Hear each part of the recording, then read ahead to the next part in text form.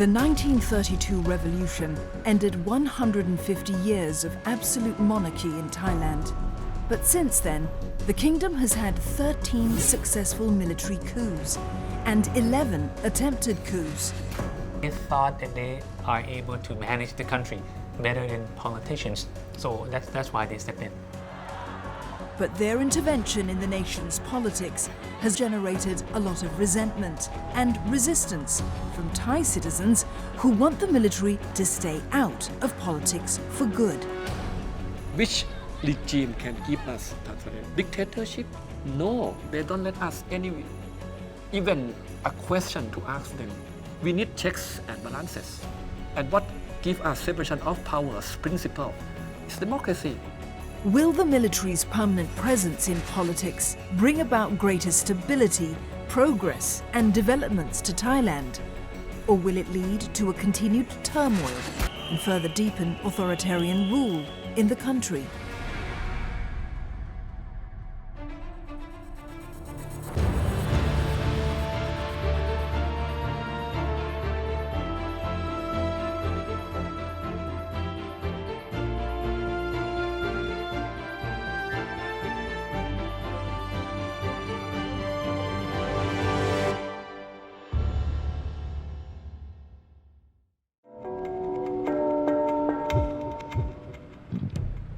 May 2014. A tense atmosphere gripped the battle-weary city of Bangkok following months of political turmoil, which split the nation down the middle. On one side were the red shirts. These were mainly rural workers from outside Bangkok who supported the government of Yingluck Shinawatra, the sister of Thailand's controversial figure, former Prime Minister Thaksin Shinawatra. On the other side of the political divide were the yellow shirts. These were mostly royalists, ultra-nationalists, and the urban middle class who opposed Mr. Thaksin and leaders who were aligned to him. Sporadic violence on the streets of Bangkok between the two opposing camps left at least 25 dead and hundreds of others injured.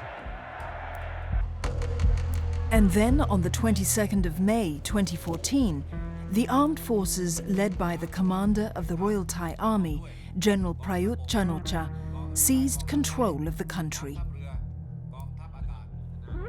Bangkok was placed under lockdown. Politicians, activists and academics were rounded up, mostly red shirt supporters. The old constitution was suspended and a state of martial law was declared as the military moved to consolidate its position and restore order in the country. 33-year-old Prak Panchakunathorn is a PhD student at Stanford University. He was among those who witnessed the chain of events that took place in the capital. He could never have imagined that another military coup had taken place in the country yet again, just 8 years after an earlier coup toppled the leadership of billionaire politician Thaksin Shinawatra. The military really succeeded in imposing a climate of fear, and the fear was much more intense than in 2006. They arrested all the top politicians. They blindfolded them. They sent them to be detained in army camps around the country. They sent troops to university campuses. They took off all the television channels, and they summoned people in announcements broadcast on national television. And the list was very extensive, including activists, academics, not just politicians. Overnight, the cabinet from the previous government became powerless as the army assumed control of the country. Political gatherings were banned. In one fell swoop, democracy simply faded away. You know, the The military put guns to people's heads. They abducted activists. They detained politicians. They robbed people of some of their most fundamental rights, the right to vote, the right to freedom of expression. But Thailand is a deeply divided society. While there are many of those who oppose the army takeover, there are also many others who welcomed the coup. 58-year-old business consultant Chaiwat Panchayapon is one of them. He feels that the military takeover was necessary to rid the country of corruption. And he accuses billionaire former Prime Minister Thaksin Shinawatra of abusing his power for his own personal gains. ที่มีการปฏิวัติเนื่องมันมีสาเหตุเนื่องจากว่าทางนักการเมืองมีการโกงกินมีการคอร์รัปชัน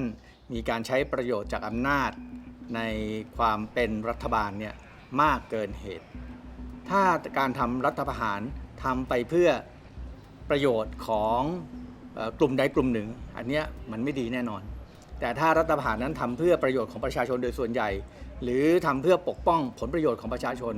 ผมว่ามันก็ควรทำรัฐประหารหรือทำวิธีใดวิธีหนึ่งที่ทำให้การคอร์รัปชันหรือการเอาประโยชน์จากประชาชนเนี่ยมีน้อยลงหรือว่าให้หมดไปเลย Echoing this sentiment is Paibun Nithitawan, a member of the military-ranked Palang Pracharat Party. In 2014, the then senator had petitioned the Constitutional Court to remove Prime Minister Yingluck Shinawatra from office over her role in the controversial rice subsidy program. He felt that Ms. Yingluck had mismanaged the program, which won her huge support from the rural voters, but had cost the country billions of dollars in lost revenue. เฉพาะเหตุการณ์ที่เกิดขึ้นในปี 2557 มีความก็เรียกว่าวุ่นวายในประเทศอย่างขั้นรุนแรงเป็นขั้นวิกฤตซึ่งต่อเนื่องเป็นเวลาเรียกว่ายาวนานนะหลายเดือนมากแล้วก็หาข้อยุติไม่ได้ถ้าไม่ดำเนินการอย่างใดเนี่ยจะมีปัญหาเศรษฐกิจมากมายแล้วก็จะเป็นความล้มเหลวของประเทศทางทหารก็พยายามเรียกให้มาคุยหาวิธีหาข้อยุติเพื่อที่จะแก้ไขปัญหาแต่ก็พรรครัฐบาลในขณะนั้นก็คือพรรคเพื่อไทยนะก็ไม่ยอมเพราะว่าหลักการคือจะต้องให้รัฐบาลครม.ที่เหลือลาออกเพื่อที่จะเดินหน้าไปสู่การตั้งรัฐบาลใหม่นะครับซึ่งเรื่องนี้ก็สามารถทำได้แต่ว่าไม่ยอมลาพลเอกประยุทธ์จันทร์โอชาในขณะนั้นเป็นพบทบ.ก็จึงจำเป็นที่จะต้องยึดอำนาจ Instead of handing over power to a civilian government through an open democratic election, it unveiled a new constitution 2 years later, on the 29th of March, 2016. The new constitution had in effect strengthened and prolonged military control of the government. Among others, it got to appoint 250 members of the Senate. The new charter also has a provision which would allow Parliament to pick a non-elected individual as Prime Minister, thereby giving the military enormous influence over future governments. On the 7th of August 2016, the Constitution was approved by 61% of voters in a nationwide referendum. I thought it was the most undemocratic constitution draft we had in more than half a century. The constitution draft passed in a referendum, but the military arrested people who campaigned against the draft. They controlled the mainstream media and used every channel they had to spread propaganda about the constitution draft. And they threatened people that unless they passed the constitution draft in the referendum, the junta would stay on forever, indefinitely. So they basically tied people's hands. They established such constitution in order to keep control. But sadly speaking, it was not a fair and free referendum as to be accepted, especially around the world. The government, however, maintains that the new constitution was drafted to ensure that the country would not descend into chaos ever again. คณะกรรมการร่างก็คำนึงถึงหลักใหญ่ก็คือให้บ้านเมืองเดินหน้าได้ ก็เป็นการจัดโครงสร้างของสังคมโครงสร้างการเมือง เพื่อให้บ้านเมืองไม่เกิดความวุ่นวายอีกครั้งหนึ่งนี่ก็คือวัตถุประสงค์ของการที่ต้องมีขั้นมีตอน เพราะว่าเพื่อที่จะไม่ให้บ้านเมืองกลับไปสู่การวิกฤตอย่างเดิม In 2019, 5 years after the 2014 coup and following numerous delays, it finally called for a general election. General Prayut entered the race as a civilian candidate, backed by the military-aligned Palang Pracharat Party. At last, the nation breathed a collective sigh of relief. Although the 2019 general election was seen to be heavily tilted to benefit the party linked to the military, parties representing the democratic forces were hoping that a semblance of democracy could return to the country through the election. แต่เมื่อกติกาเป็นตรงเนี้ยเราต้องเข้าไปให้ได้ก่อนแล้วเราก็เชื่อมั่นว่าพี่น้องประชาชนศรัทธาเราการต่อสู้ครั้งนี้คิดว่าจะได้ชัยชนะและจากนั้นก็ค่อยมาพัฒนาการในการแก้ไขปรับปรุงกันไปแล้วก็เชื่อว่าประชาชนจะยอมรับให้มีการปรับปรุงในรัฐธรรมนูญฉบับนี้ครับ As it turned out, the Pheu Thai party won the most number of seats in the lower house with 136 seats, while the military-aligned Palang Pracharat party won 116 seats. And in a surprising turn of events, the newly formed party, the Future Forward Party, which was popular among the youth, came in third with 81 seats. With no party commanding a majority in the lower house, a mad race began to build alliances and coalitions. So I think for me and for most people, having some elections was better than not having any. We know that the elections were not completely fair. Many of the politicians who allied with the anti-military parties were threatened with legal charges into complying with the military, into changing sides. When the time finally came to elect a new prime minister, a military-aligned coalition of 19 parties backed Mr. Prayut, while the anti-junta front put up leader of the Future Forward Party, Thanathorn Jungrungrongkit.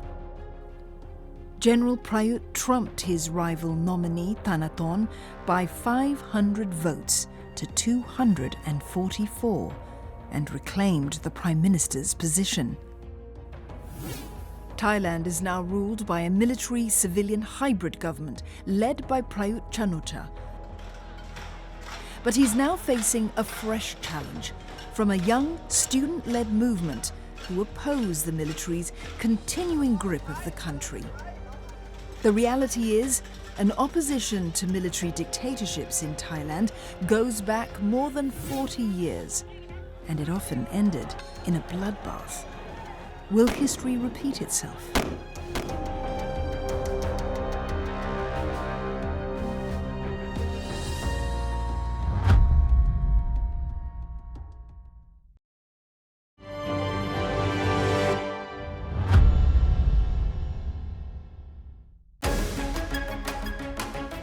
Thailand is no stranger to military coups. It was part of the revolutionary force which toppled the rule of King Prachadipok, or Rama VII, in a bloodless coup in 1932. The coup ended 7 centuries of absolute monarchy and paved the way for the establishment of constitutional monarchy. But it also marked the beginning of an intense military-civilian rivalry for the control of the government. In 1933, the military stepped in again to overthrow Thailand's first Prime Minister, Praya Manopakon Mitithada. It was followed by other coups that occurred in quick succession. In 1947, the military removed the government of Rear Admiral Thaksin Thamrong Nawasawat. Another military coup was staged in 1951 during the reign of King Bhumibol Adulyadej. The coup plotters then appointed Field Marshal Phibun Songkhram as the new Prime Minister, but mass protests took place 6 years later in 1957 following a rigged parliamentary election which kept Phibun Songkhram in power.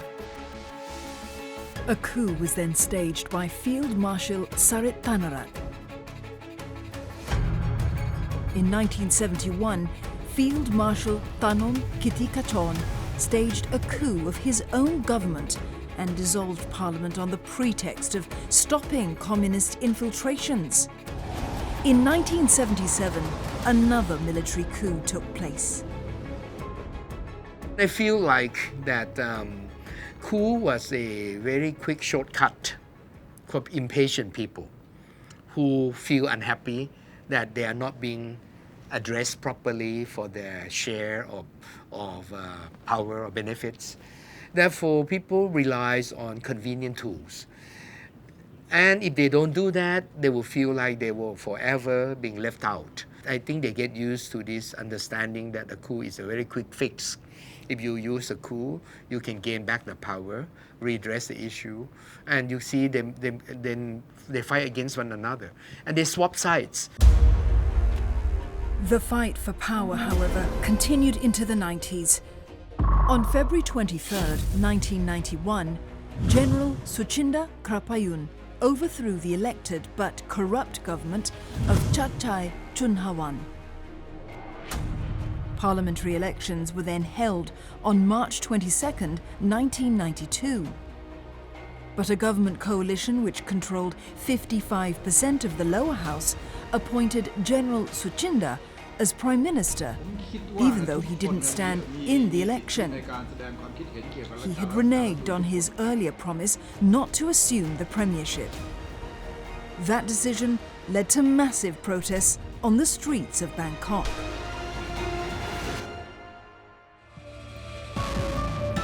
Dr. Priyan Tewana Rumitkun was among those who participated in the anti-government demonstrations. The 53-year-old was at the time the Secretary General of the Student Federation of Thailand.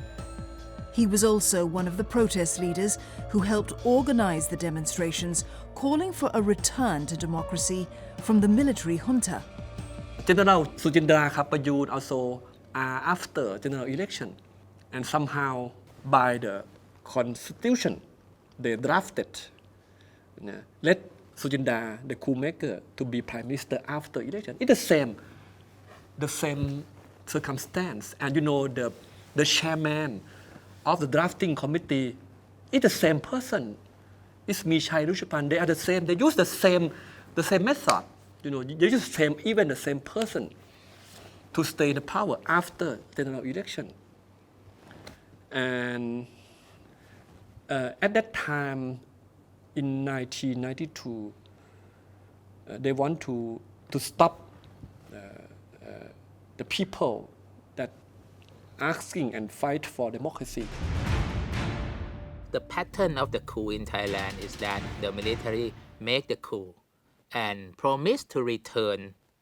to the normal. But every time they return to the normal, constitution has been rewritten to let the military maintain the power in a disguised form. At its peak, 200,000 people filled the open field in front of the Grand Palace, overflowing onto the streets. As tensions arose and tempers flared, clashes then broke out between the protesters and the riot police. And then the shooting began. I was there as the first bullet was shot over my head as I was on the truck that loaded the loudspeaker, and 44 people shot dead, and until now, more than 200 were missing until now. We never believed at that time that they will shoot their own people. They said that they run the coup d'etat for the people, for the country, but Why? Why they shoot the people? Why they shot the people? According to official figures, the military crackdown, known as Black May, left 52 people dead. But many analysts believe that the death count was much higher. Lieutenant General Pongsakorn Rochompu was an army colonel during the army crackdown of the protesters. Until today, he feels that the decision to shoot at the protesters was totally wrong. การวางแผนของเขาเนี่ยผมดูแล้วผมรู้เลยว่าผิดเพราะว่าตอนที่เขาไปวางแผนเนี่ยมันผมก็อยู่วงนอกแหละแต่เห็นอยู่ว่าเขาวางแผนยังไงเขาวางแผนเข้าตีกำลังในเมืองไม่ว่ายังไงก็ตามมันต้องไม่ใช่ทหารแต่แรกไงนั้นทางความรู้สึกผมก็บอกว่าคุณวางแผนผิดละวางแผนเข้าตีแบบเข้าตีทหารด้วยกันนะซึ่งไม่ใช่คุณต้องเข้าตีประชาชนก็ต้องใช้ความจริงใช้ข้อมูลที่จริงให้ประชาชนเขาต้องซื้อใจเขาได้ The chaos went on for 2 days and only ended following a royal intervention on May the 20th. The king demanded that both sides put an end to their confrontation and find a peaceful resolution to the conflict. The king's words resonated throughout the kingdom. The king spoke only 2 minutes and a half minutes something, but the message was clear. If we have conflict and quarrel with violence like this, nobody wins. We should talk together and find a way that we can get out from this violence and bring Thailand back to normality and good again. The May 1992 incident was similar to the events of October 1973, when students rallied against Thai military dictator Thanom Kittikachorn. At least 70 people were killed when the army opened fire at the pro-democracy protesters. แต่ต้องเข้าใจว่ามันไม่ใช่เรื่องของการปะทะระหว่างประชาชนกับทหารเฉยๆมันเป็นเรื่องขององคาพยพของอำนาจและผลประโยชน์เพราะว่ากลุ่มทหารที่ขึ้นมาใหม่ของที่จะเป็นรัฐบาลช่วงนั้นเนี่ยมันเป็นกลุ่มใหม่มันขัดแย้งกับระบบของธุรกิจเดิมระบบคนที่คุมเศรษฐกิจเดิมมันไม่ไปด้วยกันเขาก็ไม่ชอบดังนั้นเขาก็จำเป็นต้องจัดการนะดังนั้นไอ้สิ่งต่างๆเหล่านี้มันเป็นเรื่องของการขัดแย้งทางผลประโยชน์ 14.6 ก็เป็นเรื่องขัดแย้งของผลประโยชน์ทางเศรษฐกิจเหมือนกัน On the 24th of May 1992, Suchinda resigned as Prime Minister of Thailand. For the next 15 years, Thailand enjoyed a relative calm, and that allowed for democratic practices to take root. But that changed following the rise of a billionaire politician who was flying too high for his own good, putting himself on a collision course with his bitter enemies.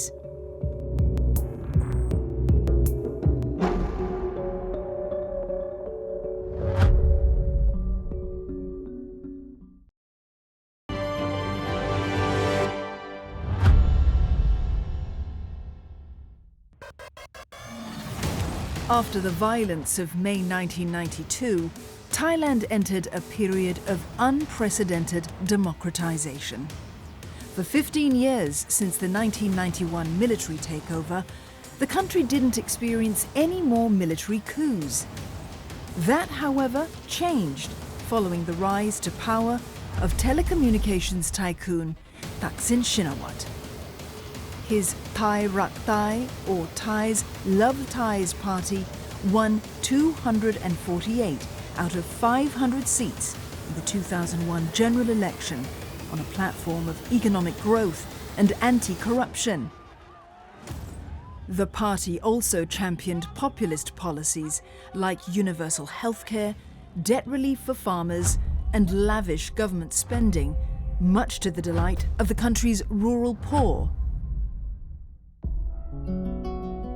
These policies resonated well with people like 63-year-old Mayuri Sewatasai. The farm owner lives near the city of Ayutthaya, about 80 kilometers north of Bangkok. For people like Mayuri, Thaksin's rise to power was a breath of fresh air. For the first time in her life, she felt that she could enjoy direct and tangible benefits from the Thaksin-led government. ประเทศชาติเหรอคะกองทุนหมู่บ้านเห็นจริงแล้วก็30 บาทเห็นจริงแล้วเรื่องไม่ว่าเรื่องจะอะไรทำได้เห็นจริงทำได้เร็วไม่ยืดยาดเกษตรกรแล้วก็หนึ่งเรื่องที่ชาวบ้านยังโหยหาท่าน30 บาทรักษาทั่วโลกซึ่งถ้าตอนท่านอยู่ได้ยาดีทุกวันนี้ได้แต่พารา He came on that kind of personal platform and policy platform that were very populist at that time. Basically, the whole political voter base, he divided into portion,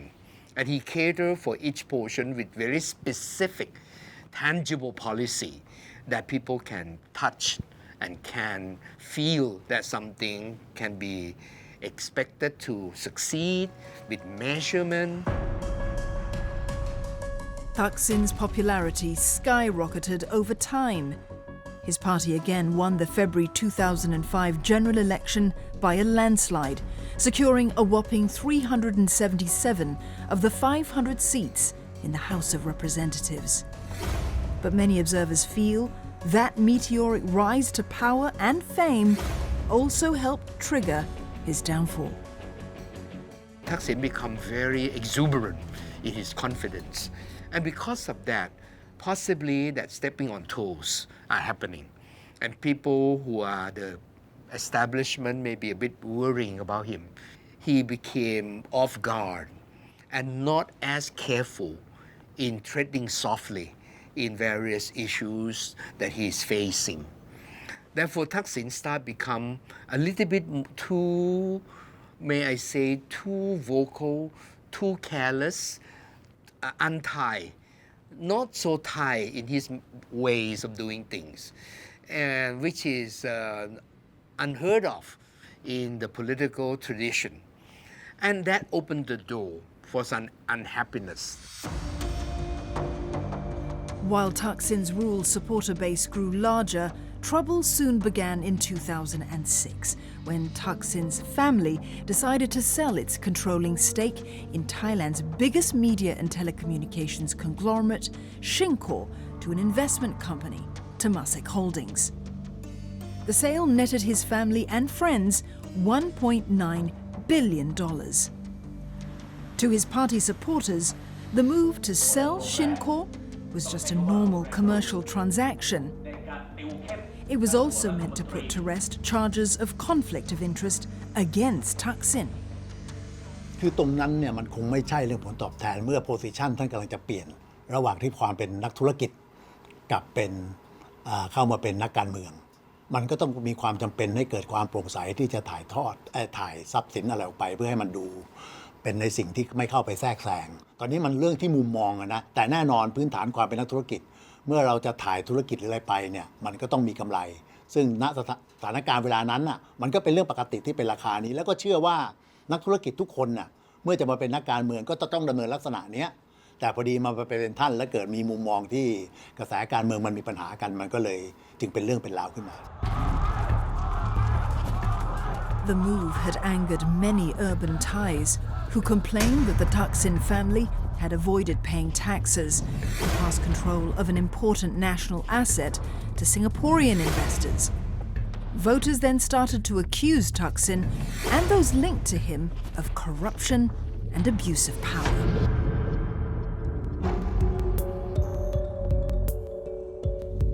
Among them is Dr. Suthitraiviwathana.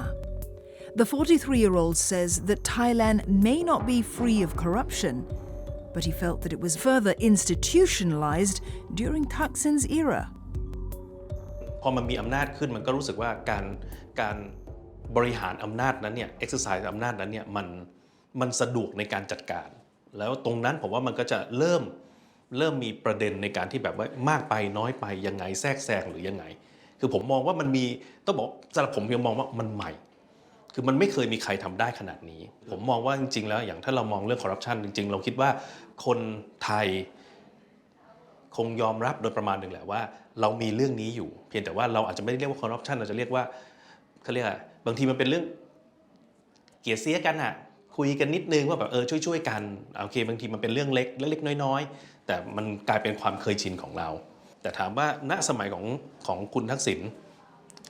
เรารู้มาจากคนใกล้ตัวเราเนี่ยว่ามันเป็นระบบระเบียบมากขึ้นในแง่ที่แบบว่าคุณได้งานแน่คุณจ่ายเท่านี้จบปุ๊บเคลียร์ But to supporters of Thaksin, it all boils down to jealousy and loss of benefits,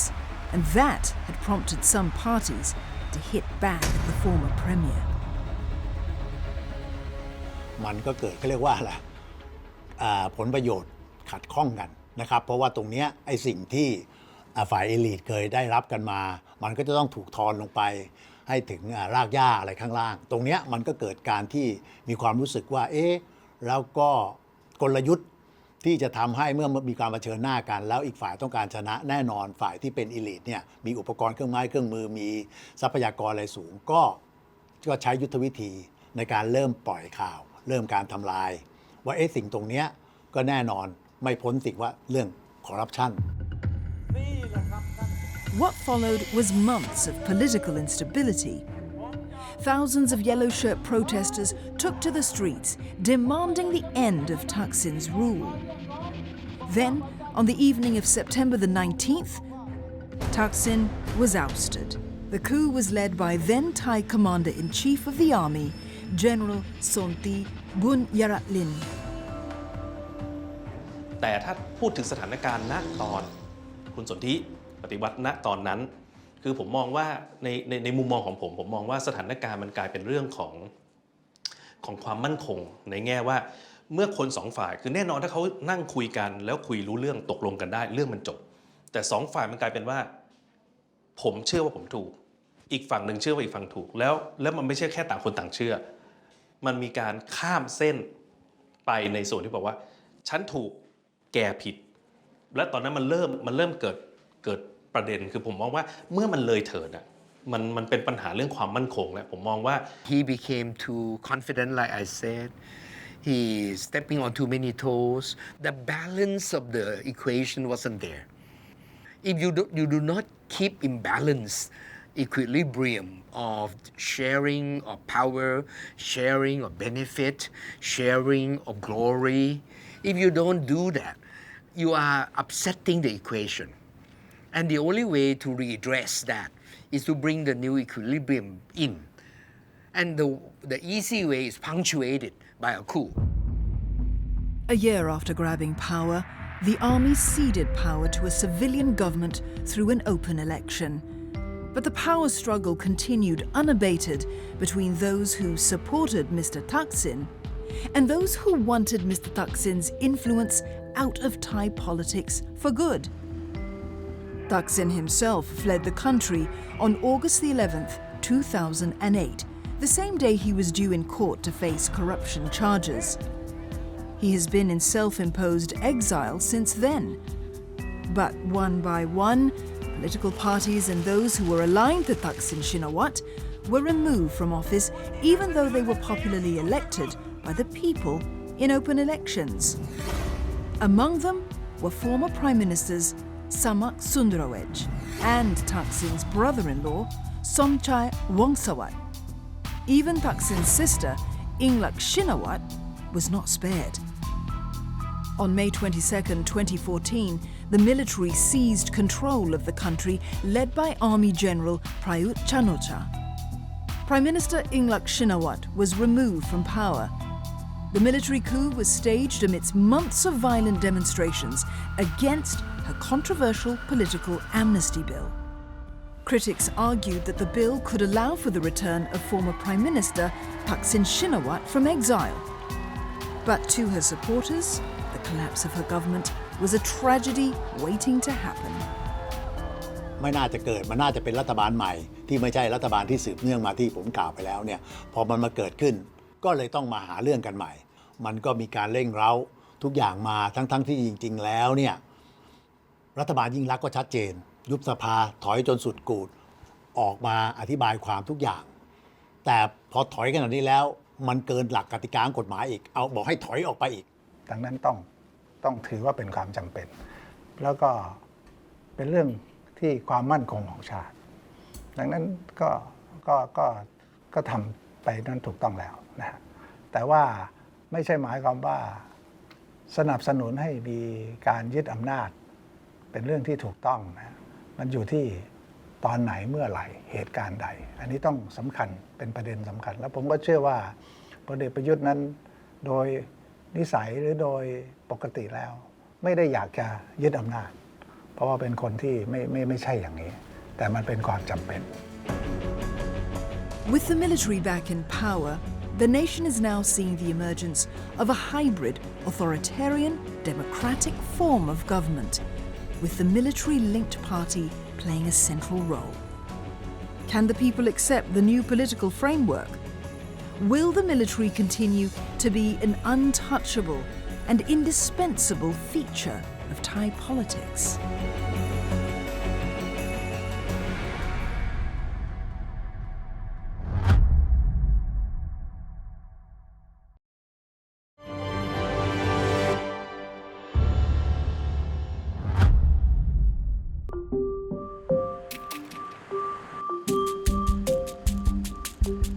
More than 6 years have passed since the military staged a coup on May 22nd, 2014. But until today, General Prayut Chan-o-cha remains firmly in charge of the country. Although the Pheu Thai party won the largest number of seats in the 2019 election, it's Mr. Prayut who emerged as the country's prime minister. Thanks to the 250 appointed senators and other smaller parties which threw their support behind him for the top job. In the first time after the election, he did not have the huge number.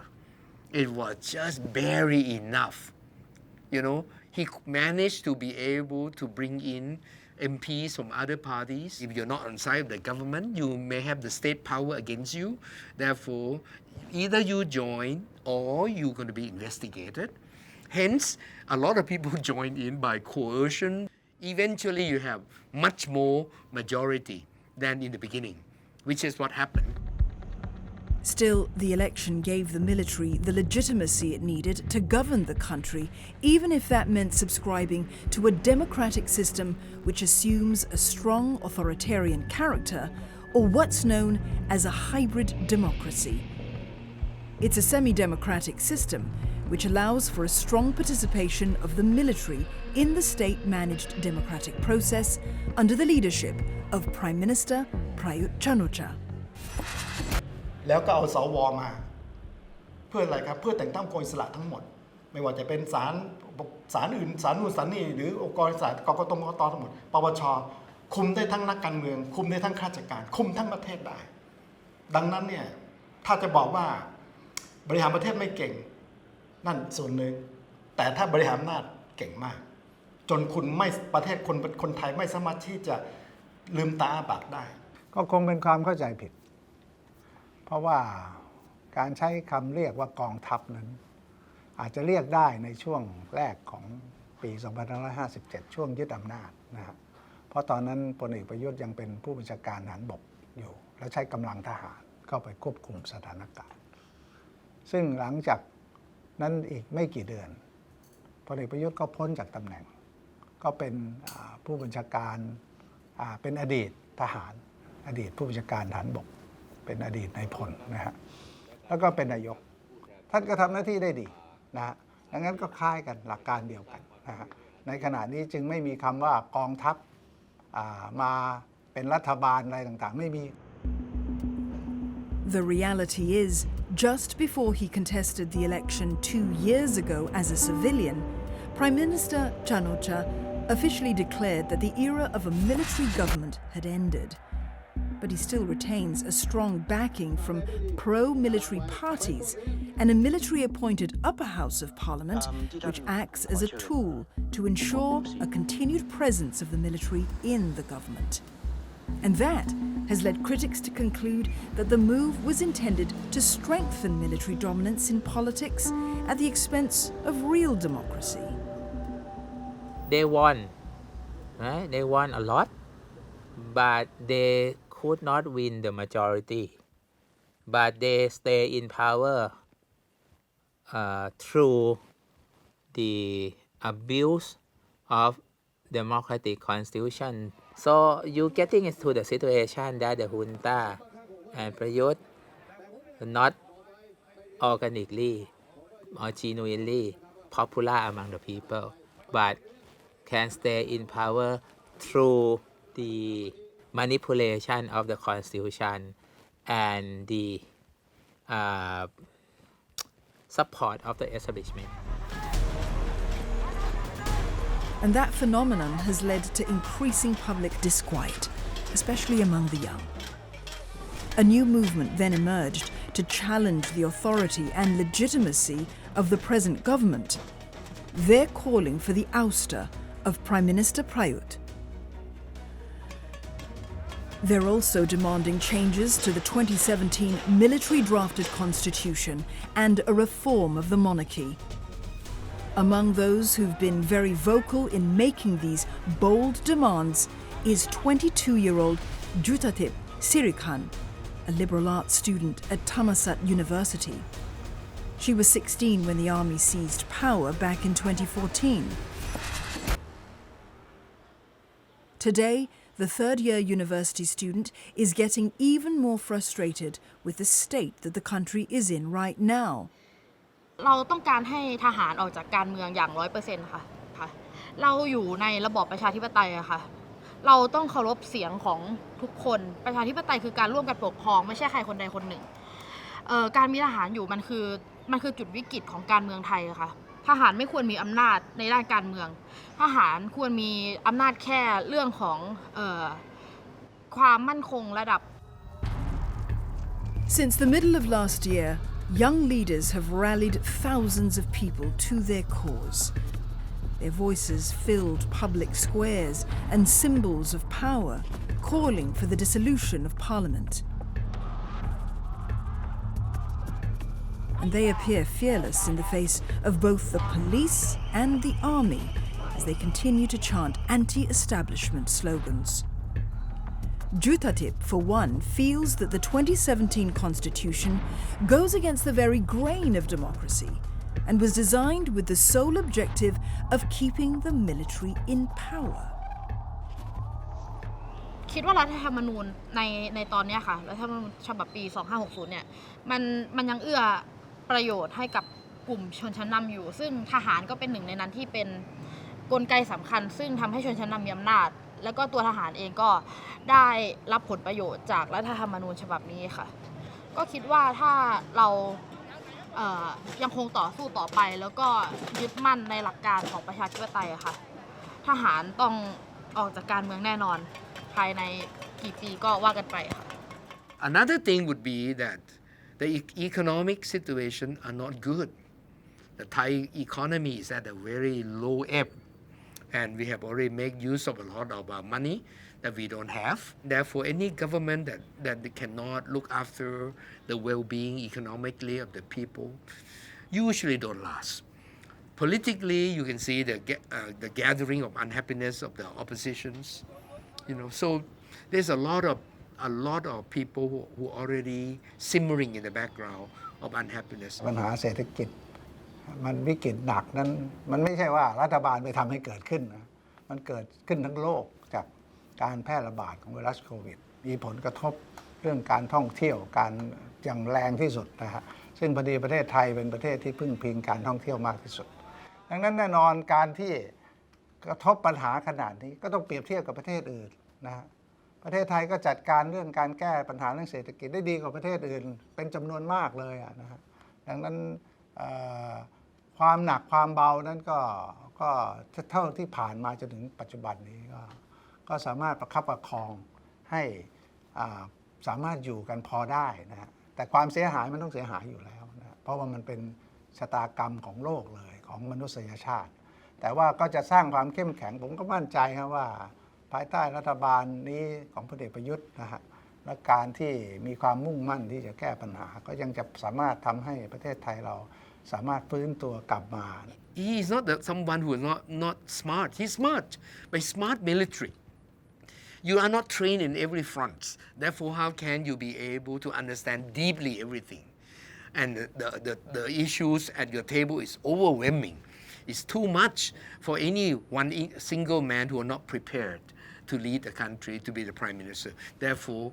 we expect him to fail, and he failed. Yet, in spite of his failure to lead the country out of its present economic predicament, his position remains as secure as ever. In the absence of rival power centers, there's no institution powerful enough to dislodge the military from power, especially when it has the backing of the monarchy. มันเหมือนกับว่าทหารถือโล่ไปทหารคนนั้นคือคุณแอบอ้างเอาโล่คือสถาบันเป็นตัวป้องกันตัวเองแล้วใครพังครับโล่เนี่ยมีทั้งหอกทั้งดาบปักเต็มไปหมดเลยตัวเองสบายเนี่ยอยู่ข้างหลัง เรามองเห็นความหวังเรา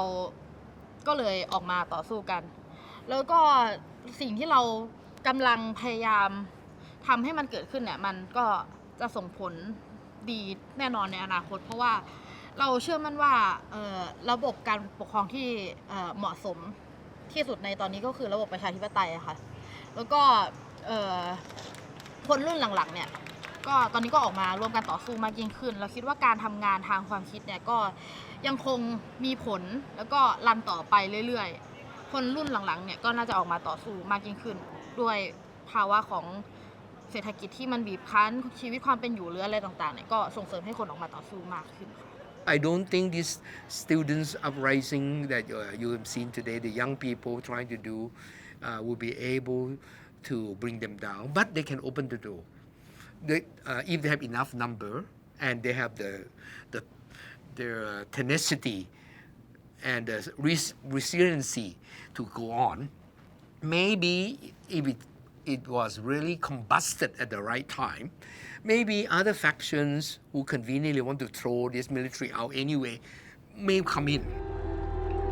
Military takeovers have presented a huge challenge to the region, calling into question their commitment to democratic norms. That commitment has come under close scrutiny in countries like Myanmar. 10 years of the democratic experiment has now come crashing to a halt after the military toppled a popularly elected government of democracy icon Aung San Suu Kyi. In Thailand, direct military rule has now been replaced by hybrid democracy, which assumes a strong authoritarian character with the military and ex-military figures playing a central role in politics. Will this mark the beginning of democratic backsliding in the region? Will outright authoritarianism and quasi-democracy be the new norm